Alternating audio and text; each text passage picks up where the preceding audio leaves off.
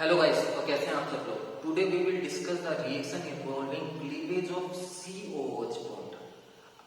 I hope you remember that previous lecture we discussed about the chemical reaction of carboxylic acid. We started the chemical reaction of carboxylic acid. In that we discussed the reaction involving cleavage of OH bond. Now we will discuss the second topic or reactions involving cleavage of COH bond. Like as we know the structure of carboxylic acid is like this. तो हमको क्या पढ़ना है, जब कौन सा bond break होगा, carbon और OH के बीच का बॉन्ड ब्रेक होगा ना। In this our first reaction is formation of anhydride. Formation of anhydride.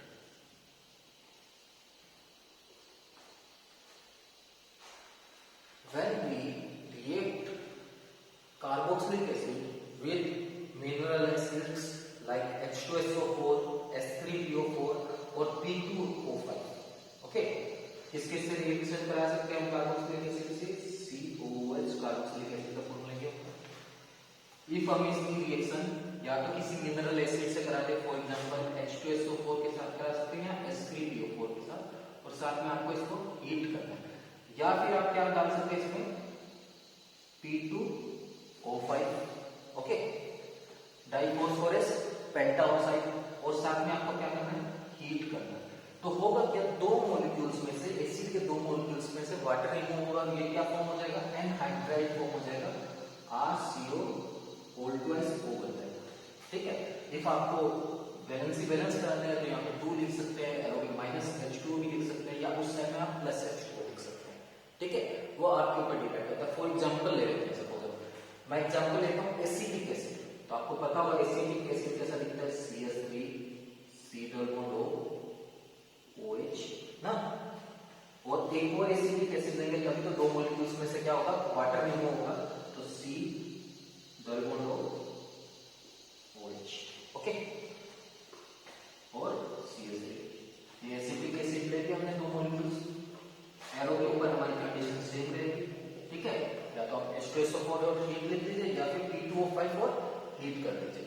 तो होगा कि यहाँ से वाटर रिमूव होगा, ये OH बॉन्ड ब्रेक होगा, और यहाँ से एक आप H ले लीजिए. शॉर्ट टिप याद रखिए कि आपको वाटर रिमूव होगा, आपको मैकेनिज्म से कोई मतलब नहीं. ठीक है, क्योंकि एग्जाम में आपको डायरेक्ट प्रोडक्ट बनाना होगा. जब यहाँ से वाटर रिमूव करेंगे तो स्ट्रक्चर कुछ इस टाइप से हो जाएगी, CH3 C double bond O C double bond CH3. और आप इसको शॉर्ट में लिखना चाहें तो क्या लिख सकते हैं, CH3 CO whole twice O. इस ऑक्सीजन के ऊपर दो सिंग ग्रुप है, तो हमने होल ट्वाइस के फॉर्म में लिख दिया. तो आपके दोनों आंसर सही है. स्ट्रक्चर मुझे तो ये बता सकते हैं, फॉर्मूला ये है. इसका नाम क्या है, एसिटिक एसिड. तो जो एनहाइड्राइड बना उसका नेम क्या होगा, एसिटिक एनहाइड्राइड. बात समझे, एनहाइड्राइड का नेम क्या हो जाएगा, एसिटिक एनहाइड्राइड. या फिर आप आयुक एसिड की बात करें तो ये हमारा इथेनोइक एसिड है. ये कौन सा एसिड है, इथेनोइक एसिड है, तो उसका नाम क्या हो जाएगा, इथेनोइक एनहाइड्राइड. इथेनोइक एनहाइड्राइड का मींस क्या, हमने क्या कर दिया, यहाँ से वाटर को रिमूव कर दिया. In this our second reaction is esterification. Esterification. Esterification is the process in which ester is formed. Esterification is the process in which ester is formed when we react carboxylic acid with alcohols or phenols in the presence of acidic medium. Ester will form. क्या करना है हमको, carboxylic acid का formula RCOH. Okay, if आप expand करके लिखेंगे तो ऐसा भी लिख सकते हैं RC double bond OH. And आपकी रिएक्शन किससे करानी है, आपने अल्कोहल या फिनोल से. तो मैं RH लिख देता हूँ, मैं यहाँ टेस्ट लगा देता हूँ इन दोनों को डिफरेंट करने के लिए. और सपोज हमने आइसोटोपिक ऑक्सीजन ली, ये और ये ऑक्सीजन के आइसोटोप्स है, अलग अलग है. मान लो इसका मास कम है और इसका मास क्या है, ज्यादा है. आइसोटोप्स में क्या होता है, एटॉमिक नंबर सेम और मास नंबर डिफरेंट.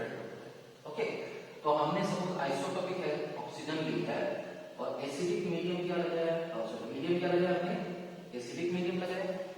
हमने अल्कोहल के चक्कर में भी ये रिएक्शन देखी थी और हमने बोला था कि अल्कोहल का H जाएगा और एसिड का OH जाएगा।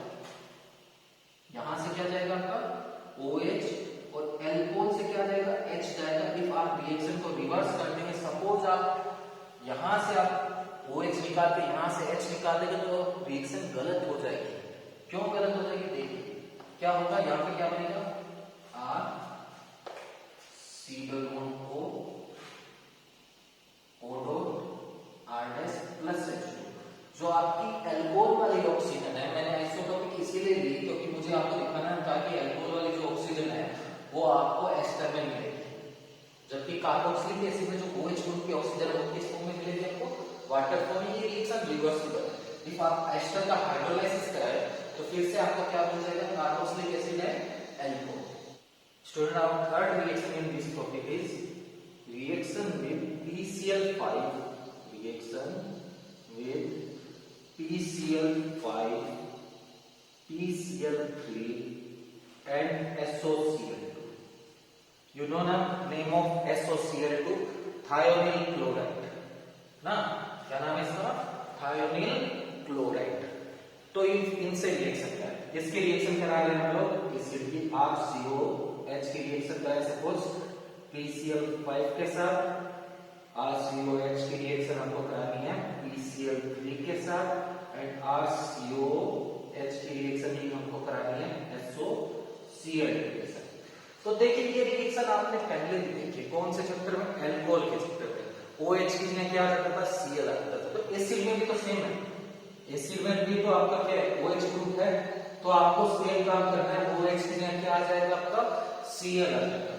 देखिए कैसे इसका प्रोडक्ट हो जाएगा, जैसे उस टाइम जो प्रोडक्ट था वही प्रोडक्ट बन रहा है, ऐसे RCOCl। और बाई प्रोडक्ट आपको याद होगा, जो बाई प्रोडक्ट वहां बने थे यहां भी बाई प्रोडक्ट सेम है। बाई प्रोडक्ट वहां क्या था, POCl3 प्लस HCl। यहां में क्या बनेगा, RCOCl और बाई प्रोडक्ट क्या था, H3PO। और ये हमारा बेस्ट मेथड हुआ करता था, याद है आपको, थायोनिल क्लोराइड से जब हम रिएक्शन कराते थे इसको हमने सुटेबल या बेस्ट मेथड बोला था। क्यों, क्योंकि इसमें जो बाई प्रोडक्ट है वो गैस फॉर्म में थे। कौन कौन मिलता था, SO2 प्लस HCl। ये दोनों हमारे क्या थे, गैसेस थी, और हमने बोला था ये दोनों एस्केप हो जाएगी, हमें प्योर फॉर्म में हमारा प्रोडक्ट मिलेगा। ये दोनों क्या हो जाएगी, एस्केप हो जाएगी और हमारा प्रोडक्ट क्या होगा, प्योर होगा। तो ये हमारा बेस्ट मेथड है यहाँ के। स्टूडेंट, हमारी फोर्थ रिएक्शन है रिएक्शन विद अमोनिया। और fourth reaction is reaction with ammonia. Ammonia का फॉर्मूला क्या होता है बच्चों, NH3। तो हम अभी किसके साथ रिएक्शन कराने वाले हैं, एसिड की अमोनिया के साथ। सिंपल से रिएक्शन आप समझने का ट्राई करिए, RCOH, इसकी हम रिएक्शन कराएंगे NH3 के साथ। तो आपको पता होगा क्या कि ये क्या एसिड है और अमोनिया हमारा क्या होता है, बेस होता है। कौन सा बेस है, ये लुईस बेस है, क्योंकि ये क्या कर सकता है, लोन पे एक्सेप्ट, लोन पे डोनेट कर सकता है। अमोनिया में नाइट्रोजन के पास क्या होता है, नाइट्रोजन के पास आउटर में 5 इलेक्ट्रॉन होते हैं, 3 बॉन्ड बने हैं, 2 इलेक्ट्रॉन फ्री है, तो ये लोन पे डोनेट कर सकता है। ये हमारा क्या लुईस बेस है, या तो लोन पे डोनेट करेगा या हम बोल सकते हैं ये H प्लस एक्सेप्ट करेगा। तो जब हम रिएक्शन करवाने वाले हैं तो होने वाला क्या है कि जब इनकी रिएक्शन होगी तो ये हमारा एसिड है, इसका काम क्या है, H प्लस डोनेट करना, तो ये बन जाएगा RCO माइनस, और ये हमारा बेस है, बेस का वर्क क्या होता है, H प्लस एक्सेप्ट करना। तो ये जब H प्लस एक्सेप्ट करेगा तो ये क्या बन जाएगा हमारा NH4 प्लस। तो दो आयन बन जाते हैं पॉजिटिव नेगेटिव, तो आपस में क्या हो जाएंगे, अट्रैक्ट हो जाएंगे। बट इफ हम इनको हीट कर दें, इफ मैं इसको क्या कर दूं, हीट कर दूं, तो यहां से वाटर रिमूव हो जाएगा। क्या रिमूव हो जाएगा, वाटर रिमूव हो जाएगा। यहां से ऑक्सीजन ले लीजिए और यहां से 2 हाइड्रोजन ले लीजिए, ठीक है। तो फॉर्मूला बचेगा आपका RCONH2, जो क्या है हमारा अमाइड है। ये हमारी अमाइड की स्ट्रक्चर थी। RCONH2 क्या है, डेरिवेटिव ऑफ एसिड है। लास्ट टाइम हमने एसिड क्लोराइड प्रिपेयर किया, अभी हमने क्या प्रिपेयर कर दिया, एमाइड। तो अभी तक जो भी रिएक्शन देख रहे हैं हम, उसमें क्या बना रहे हैं, एसिड डेरिवेटिव बना रहे हैं। फर्स्ट रिएक्शन में हमने एनहाइड्राइड बनाया, सेकेंड में एस्टर बनाया, थर्ड में हमने एसिड क्लोराइड या एसाइल क्लोराइड, और फोर्थ में हमने एमाइड बना दिए। तो एसिड के जितने भी डेरिवेटिव हैं हमने एसिड से प्रिपेयर कर दिए। फॉर एग्जांपल हम कुछ और एग्जांपल ले लेते हैं। सपोज मेरे पास बेंजोइक एसिड है। कौन सा एसिड है? बेंजोइक एसिड है। इफ मैं इसमें अमोनिया मिलाऊं तो होगा क्या, हमारी एसिड बेस रिएक्शन होगी, H+ डोनेट करेगा, ये H+ एक्सेप्ट करेगा, एक प्लस बनेगा, एक माइनस बनेगा, अट्रैक्ट हो जाएंगे। तो ये बन गया हमारा CONH4+। ओके, और इफ हम इसको हीट कर देंगे तो क्या होने वाला है, यहां से वाटर रिमूव हो जाएगा और इसकी क्या बन जाएगा, बेंजेनामाइड बन जाएगा। ये स्ट्रक्चर है हमारे बेंजेनामाइड की। अच्छा, हम थैलेमाइड का भी सिंथेसिस इससे कर सकते हैं। थैलिक एसिड से जो थैलेमाइड का सिंथेसिस है वो भी हम इस प्रोसेस से कर सकते हैं। चलो देखते हैं। या students, I hope you remember the structure of phthalic acid because already we discussed in nomenclature the structure of thalic acid and even we used the thalic acid in polymer chapter. Now we said that if benzene, in the benzene adjacent position have carboxylic acid group, adjacent position have carboxylic acid group, this acid is known as thalic acid. This acid is known as thalic acid. So if we react ammonia with thalic acid, then acid base reaction will occur. Acid will lose proton and base will accept the proton.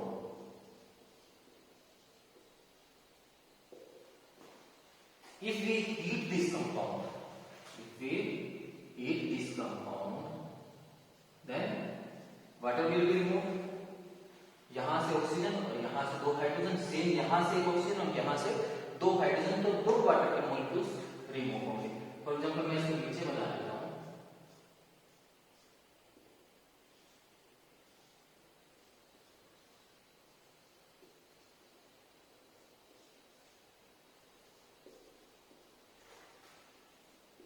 If we give strong heat to this compound, strong heat, तो जब भी हम heat करते हैं तो कोई stable molecules eliminate होता है। हमने पॉलीमर चैप्टर में भी पढ़ा था। स्टेबल मॉलिक्यूल क्या हो सकता है, वाटर हो सकता है, कार्बन डाइऑक्साइड हो सकता है, अमोनिया हो सकता है। कोई भी स्टेबल मॉलिक्यूल यहां से क्या होगा, एलिमिनेट होगा। तो यहां से आपको वाटर नहीं दिख रहा है, ठीक है। अब यहां से क्या एलिमिनेट होगा, यहां से आपकी अमोनिया एलिमिनेट होगी। आप ऐसा सोच सकते हैं, यहां से अगर NH2 जाएगा और यहां से एक H जाएगा, सपोज मैं एक H को अलग से दिखा दूं, तो यहां से NH2, यहां से आपका क्या चला जाएगा, हाइड्रोजन चला जाएगा। ये CO किसके साथ बॉन्डेड हो जाएगा, इस N के साथ। आप समझने का ट्राई करिए इस स्ट्रक्चर को। इस स्ट्रक्चर को इस टाइप से दिया कि C डबल बॉन्ड हो NH2, C डबल बॉन्ड हो NH2, इसका H अलग लिखा देता हूं सपोज। तो यहां से NH2 जाएगा और यहां से क्या जाएगा, हाइड्रोजन जाएगा। क्या एलिमिनेट हो गया यहां से, हमारी अमोनिया गैस, ठीक है। ये स्ट्रक्चर क्या बन गया हमारी, बेंजीन। बेंजीन के ऊपर CO ग्रुप, नीचे भी CO ग्रुप, और बीच में क्या रह गया, NH। तो ये हमारी स्ट्रक्चर है किसकी, phthalimide.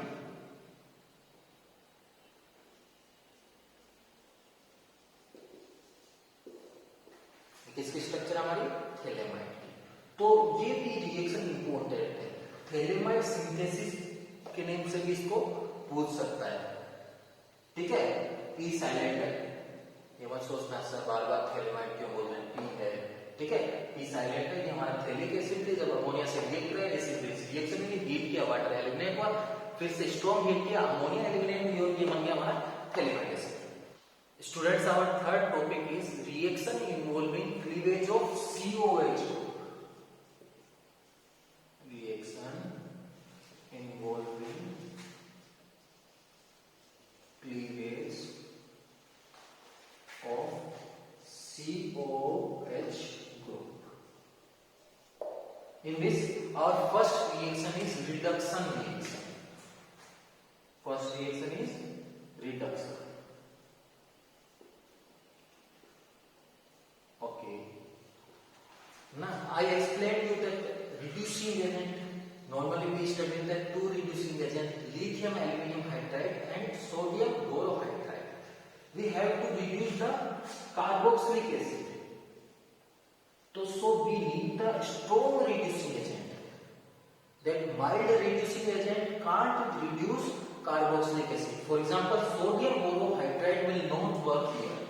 NaBH4 will not work here. What can we use? We can use lithium aluminum hydride or diborane. Diborane B2H6. Either you will use lithium aluminum hydride, either you will use diborane. Na? Okay. In first arrow you have to write LiAlH4 or B2H6. In second arrow you have to write H3O plus or H plus. Because as we know that if we use the strong reducing agent, acid will reduce in aldehyde and aldehyde will reduce in alcohol. So we will get the alcohol. Which alcohol? Primary alcohol. Okay, we will get the primary alcohol. I hope you understand this. And there is a difference between lithium aluminum hydride and diborane. If हम लोग lithium aluminum hydride को use करेंगे तो lithium aluminum hydride हमारे NO2 group, ester group, halogen group सबको reduce कर सकता है. हेलोजन ग्रुप को भी क्या कर सकता है? लिथियम एल्यूमिनियम हाइड्राइड रिड्यूस कर सकता है. लिथियम एल्यूमिनियम हाइड्राइड इसको रिड्यूस कर सकता है इन ग्रुप्स को, बट डाइबोरेन नहीं कर सकता है. डिफरेंस देखिए कि इफ मेरा कोई कंपाउंड ऐसा है RCH, यहाँ पे मेरी क्लोरीन अटैच है, ये COH है. इफ मैंने इसके ऊपर लिथियम एल्यूमिनियम हाइड्राइड और सेकंड एरो पे H+ लिखा तो लिथियम एल्यूमिनियम हाइड्राइड इसका भी रिडक्शन करेगा और क्लोरीन का भी रिडक्शन कर देगा. तो यहाँ आपको मिलेगा RCH2 CH2OH. और इफ हम लोग डाइबोरेन यूज करेंगे B2H6 एंड वाटर या H3O+, तो क्या होगा? यहाँ पे क्लोरीन रिड्यूस नहीं होगा, क्लोरीन एज इट इज रहेगा. ये ओनली एसिड ग्रुप को रिड्यूस करेगा किसमें? हमारे प्राइमरी अल्कोहल में. तो आपको जरूरत के अकॉर्डिंग इसको यूज करना पड़ेगा. इफ आपको बोलेगा कन्वर्ट दिस इनटू दिस, तो आपको क्या यूज करना पड़ेगा? लिथियम एल्यूमिनियम हाइड्राइड, क्योंकि आपको क्लोरीन को भी रिड्यूस कराना है. बट इफ आपको क्लोरीन को रिड्यूस नहीं कराना, ओनली कार्बोक्सिलिक एसिड ग्रुप को रिड्यूस कराना है, तो बेटर रहेगा आप क्या यूज करें? डाइबोरेन को यूज करें. In this topic our second reaction is decarboxylation.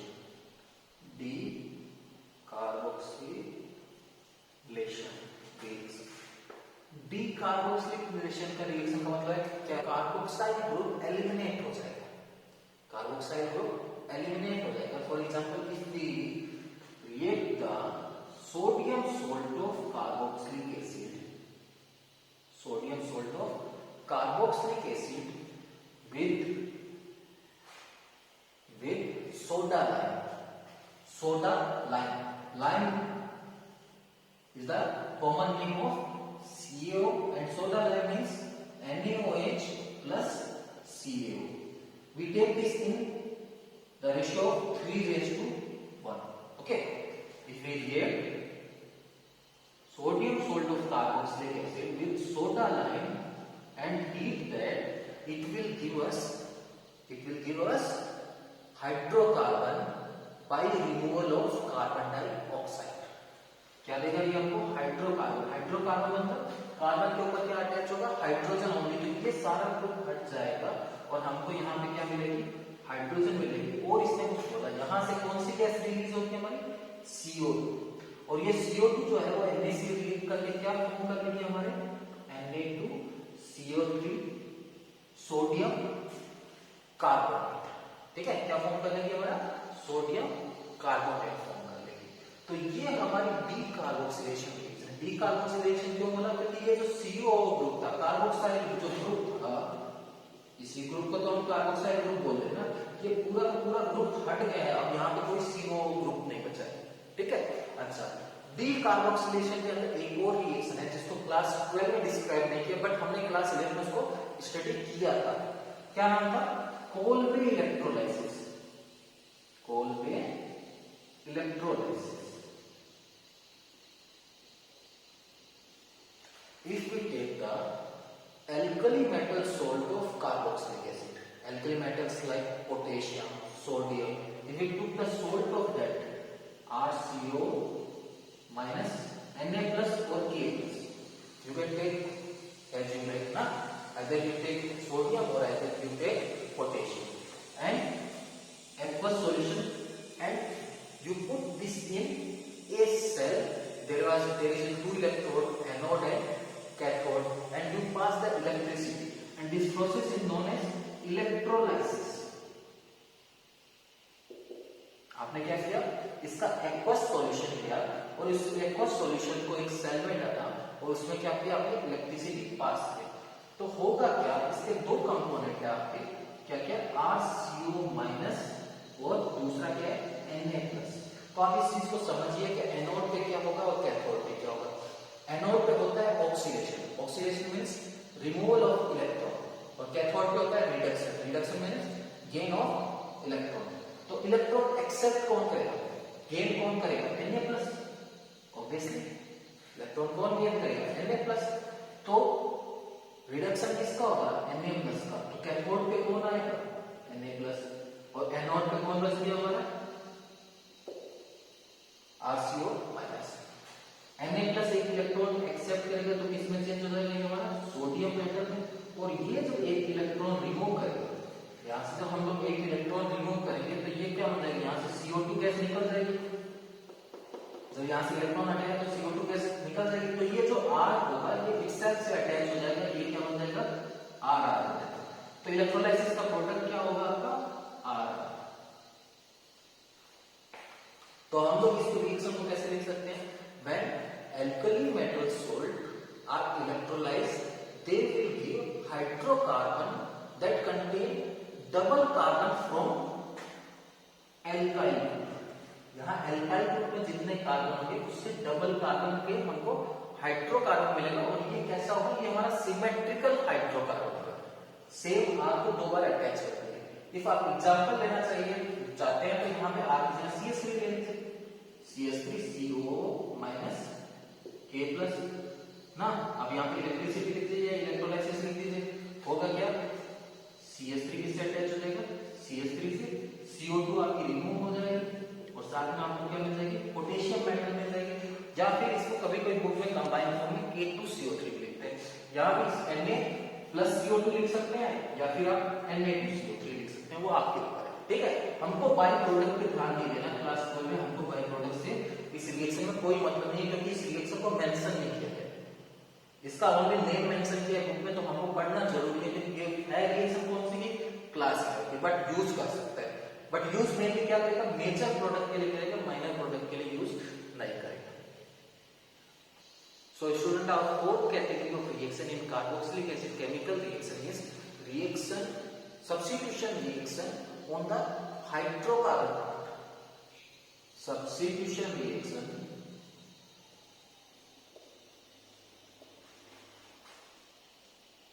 in the hydrocarbon part.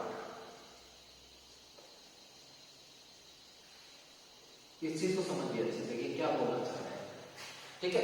Acid कैसा था हमारा? RCOH था। तो लास्ट टाइम क्या हो रहा था? पहले हमने OH बॉन्ड का क्लीवेज देखा, फिर CO बॉन्ड का क्लीवेज देखा, COH बॉन्ड का, फिर ये COH बॉन्ड का क्लीवेज देखा ना। ये पूरा ब्रेक हो रहा था, अल्कोहल बना रहे थे या डीकार्बोक्सिलेशन कर रहे थे। अब क्या है? सब्स्टिट्यूशन रिएक्शन, वो भी किस ग्रुप पे होगी? हमारे किस ग्रुप पे होगी? हाइड्रोकार्बन ग्रुप, इस R पे होगी। हाँ, यहाँ पे आपका एरोमेटिक होने से AR भी हो सकता है। तो यहाँ पे आपके क्या होने वाली है? सब्स्टिट्यूशन रिएक्शन होने वाली है। फर्स्ट सब्स्टिट्यूशन रिएक्शन है halogenation. Halogenation means addition of halogen. First reaction is halogenation. In halogenation reaction, we will study the most important reaction known as HVZ.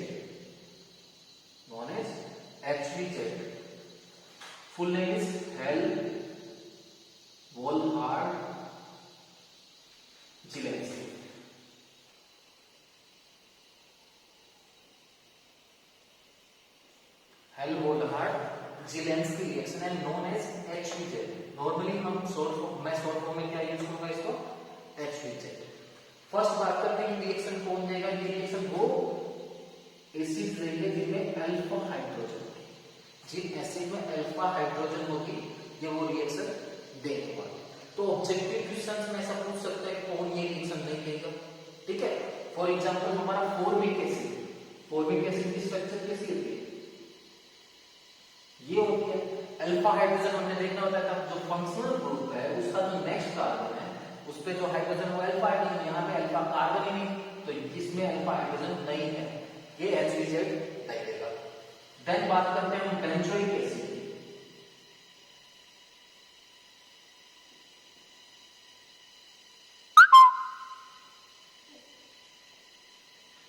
ये कार्बन हमारा अल्फा कार्बन है but इसके पास hydrogen नहीं है, इसमें 4 bond बना रखे हैं, इसके पास भी अल्फा हाइड्रोजन नहीं है, तो ये भी हमारा HVZ रिएक्शन नहीं देगा. और बात करते हैं हम पीवेलिक एसिड की.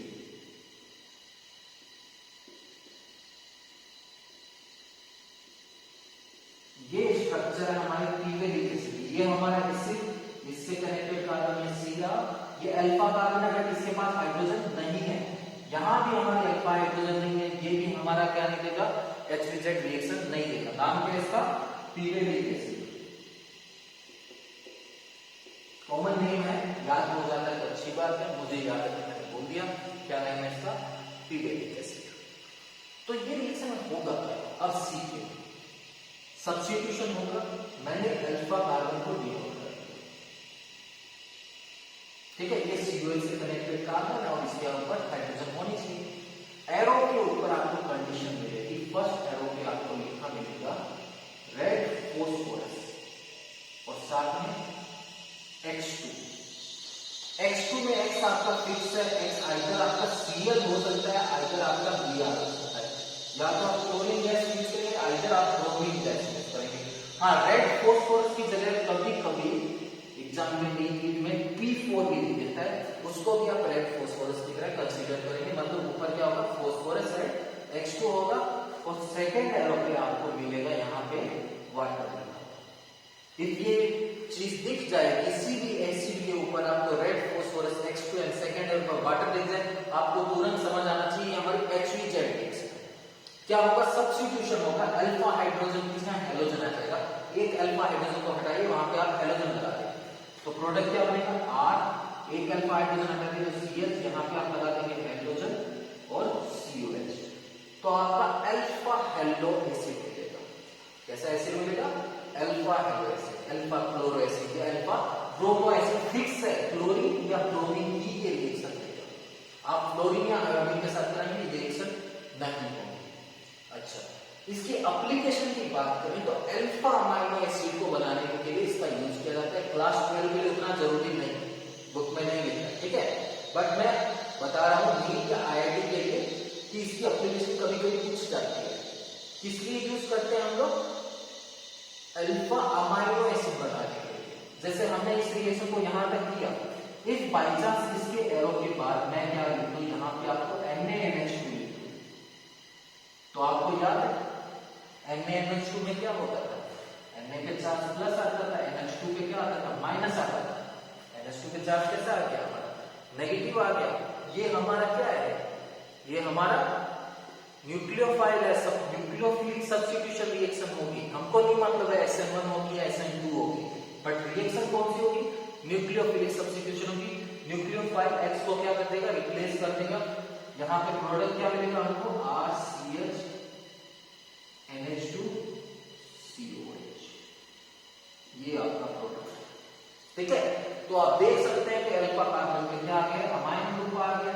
तो अल्फा अमाइनो एसिड को बनाने के लिए आप इसका यूज कर सकते हैं. In this topic our second reaction is ring substitution. Ring substitution.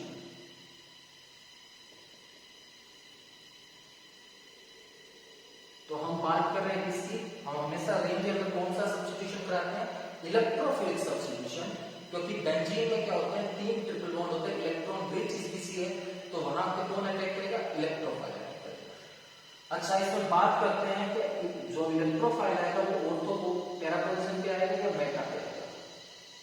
तो आप देखिए जो हमारा कार्बोक्साइल ग्रुप है, मैं इसको थोड़ा सा बड़ा कर दूंगा तो CO OH ग्रुप, तो यहाँ पे क्या होगा, यहाँ पे आएगी हमारी पोलैरिटी, ऑक्सीजन पे नेगेटिव, कार्बन पे चार्ज आएगा पॉजिटिव। तो कार्बन में जो कार्बोनाइल ग्रुप है या जो कार्बोक्साइल ग्रुप है, ये क्या डीएक्टिवेटिंग ग्रुप है, इलेक्ट्रॉन विड्रॉइंग ग्रुप है। ये क्या करेगा, कार्बन पे जब पॉजिटिव चार्ज आएगा तो वो इलेक्ट्रॉन को क्या करेगा, विड्रॉ करेगा, और जब इलेक्ट्रॉन विड्रॉ होते हैं रिंग में तो रिंग में चार्ज आएगा पॉजिटिव। तो रिंग में जो पार्शियली पॉजिटिव चार्ज आएगा वो कहाँ आएगा, हमारा ऑर्थो एंड पैरा पोजीशन पे। तो जो आपका इलेक्ट्रोफाइल है जिसको इलेक्ट्रॉन से लव वो कहाँ अटैक करेगा, वो मेटा पे अटैक करेगा। तो आप ध्यान रखिएगा कि जैसे हमने बेंजोएल्डिहाइड देखा था ना, जब हमने एल्डिहाइड ग्रुप लगाया था, कार्बोनाइल ग्रुप लगाया था या कार्बोक्सिलिक एसिड ग्रुप लगाएंगे आप इसके ऊपर, रिंग के ऊपर, तो वो आपका डीएक्टिवेटिंग ग्रुप है, वो आपका डीएक्टिवेटिंग ग्रुप है, वो मेटा डायरेक्टिंग ग्रुप है। जो प्रोडक्ट बनेगा वो मेटा प्रोडक्ट बनेगा।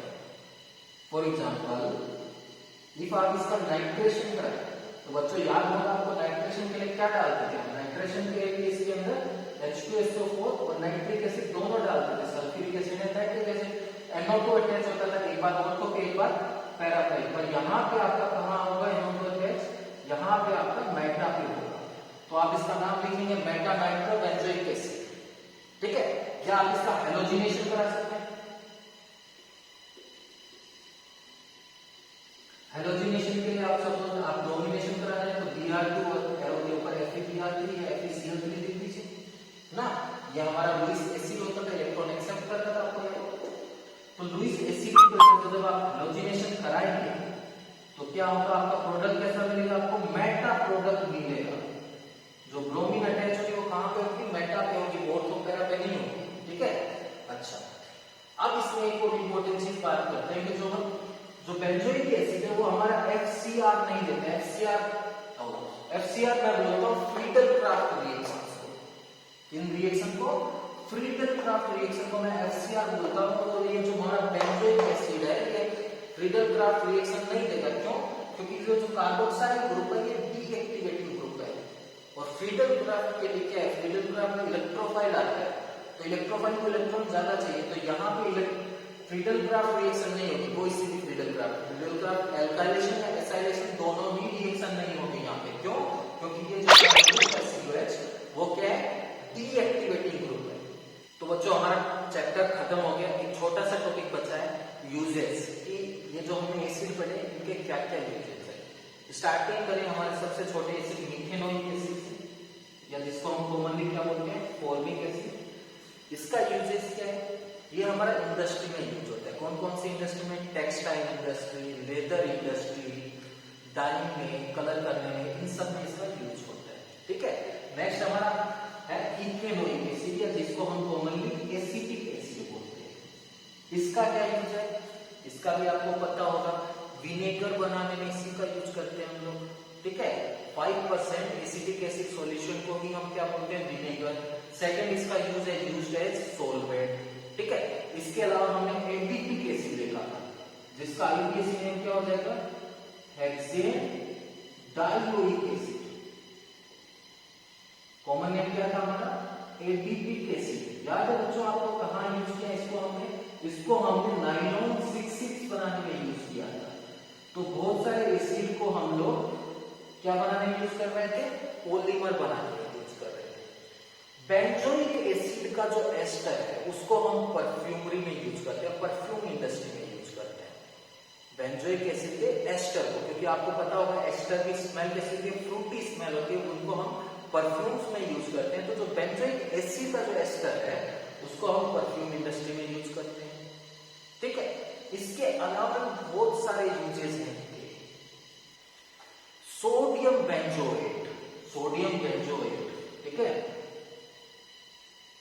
सोडियम बेंजोएट कैसे लिखेगा, CO- Na+। ये हमारा सोडियम बेंजोएट है, ये हमारा फूड प्रिजर्वेटिव है, फूड को प्रिजर्व करने के लिए यूज करते हैं। प्रिजर्व मींस माइक्रो ऑर्गेनिज्म की ग्रोथ को क्या कर देता है, ये स्टॉप कर देता है, इंक्रीज नहीं होने देता। तो ये हमारा फूड प्रिजर्वेटिव है सोडियम बेंजोएट। और आपको पता ही है जो हमारे हायर फैटी एसिड्स है, ना, उनको हम किस लिए यूज करते हैं? उनको हम सोप बनाने में यूज करते हैं, साबुन बनाने के लिए यूज करते हैं। किसको? हायर फैटी एसिड्स को ना।